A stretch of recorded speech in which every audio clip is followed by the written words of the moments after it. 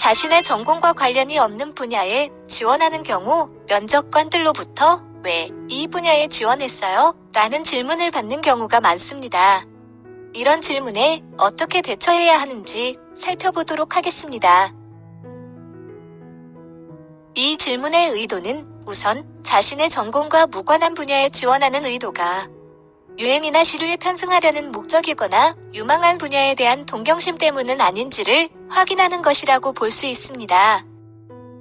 또한 그동안 지원자가 공부해왔던 분야와 다른 분야인데 과연 업무를 잘 해낼 수 있을까? 라는 의구심을 해소하기 위한 목적도 있어요.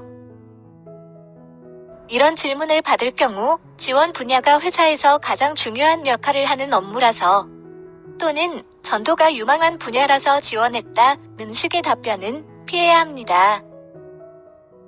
또한 자신이 전공한 분야에서는 채용을 하지 않아 지원할 만한 분야를 찾다 보니 지원하게 되었다는 식의 소극적 답변도 피해야 할 답변 중 하나입니다. 질문의 의도에 부합하는 답변을 하기 위해서는 어떻게 해야 할까요?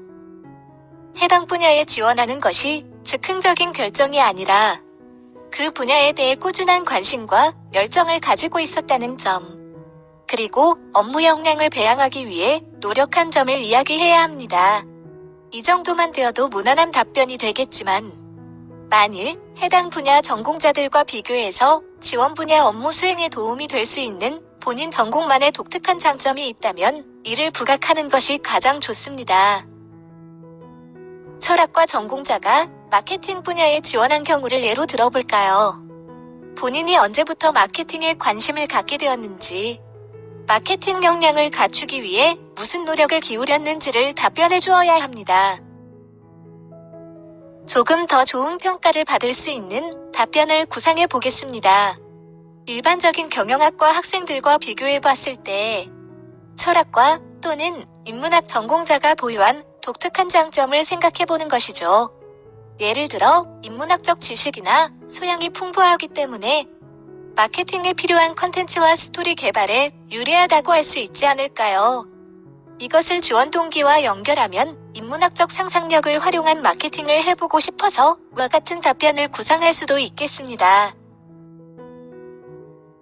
자, 그럼 합격 답변 예시를 한번 살펴볼까요?